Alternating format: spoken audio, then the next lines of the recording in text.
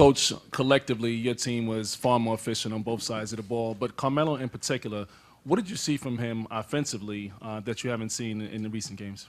Well, I thought our pace throughout the game offensively was great for everybody. JR struggled a little bit to shoot the ball, but I thought in that fourth quarter our pace offensively as well as defensively really picked up.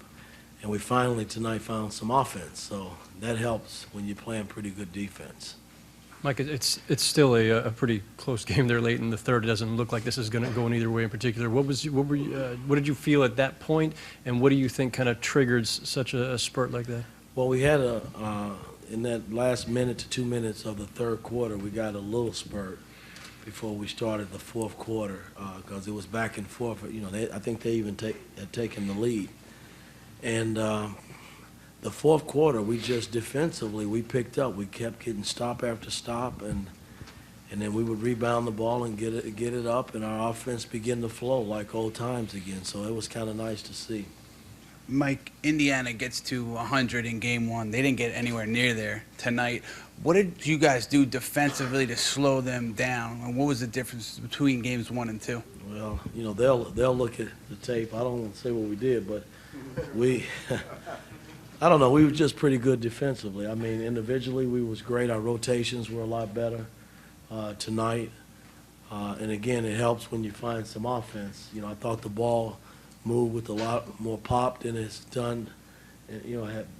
Since it's been, it hadn't been moved a lot in recent games. And I thought when we started the Celtics series, it was a struggle, trying to get the ball moved. And we added some things this morning offensively, and I thought that helped us a little bit. But, everybody sacrificed the ball tonight. Coach, after his initial stint in the first and third quarters, sometimes you come back with Pablo later in the half, sometimes you don't. What's that decision like, and then what was the decision tonight in the fourth or late in the third to come back with him, and how do you think he sparked that run? Well, again, I didn't forget Game 6 in Boston. Pablo was big in that game, and this was a big game for our ball club that we had to win. You didn't want to go to Indianapolis down 2, and that was my thinking. I had flashbacks of Boston, and so I went with him, and he came up big for us. Coach, you talk about just Melo specifically on offense tonight and the spark that he gave, and also how much do you think the shoulder is bothering him? Well, again, I don't. Melo never complains much about anything, and but again, I just thought that fourth quarter, our pace offensively was like old times again. Where the ball was moving from side to side and bodies were moving. Our pick and rolls were sharp and had a little pop to it, and then our defense was just solid. I mean, that's what really put us in the position to score the basketball because we kept getting stop after stop, and then we were able to make shots. So was this the best performance of the playoffs for him offensively? I think for our team in general, it was the best offensive display that we've had. But you add defense to that too. I mean, they didn't score, over 80 points, I don't think. So that's solid for us.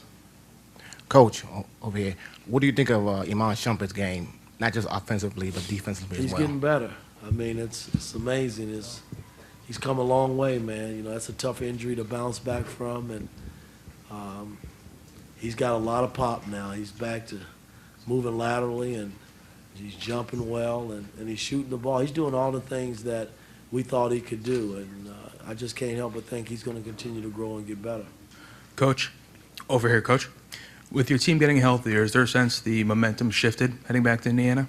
Well, again, I mean, nobody said it was going to be easy. The bottom line is we lost home court advantage, after losing the first game, and the only way to get out of this series is we got to go get one.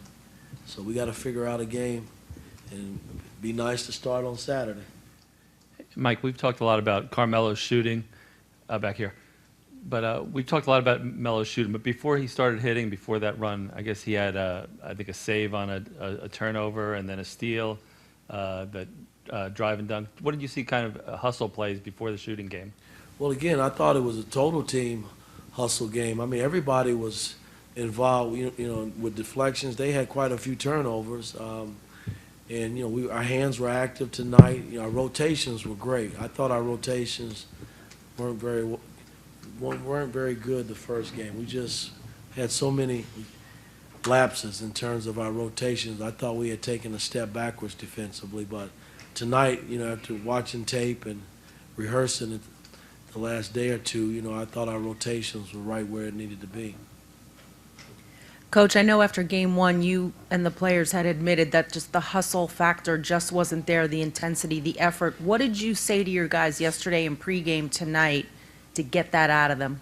Well, that's one thing we don't ever want to talk about. I don't want to talk about effort or hustle, you know, and they should never want to mention effort or hustle. That's something that's got to be a given. And I thought tonight, you know, they made all the hustle and necessary plays for us to win this game, and that was nice to see.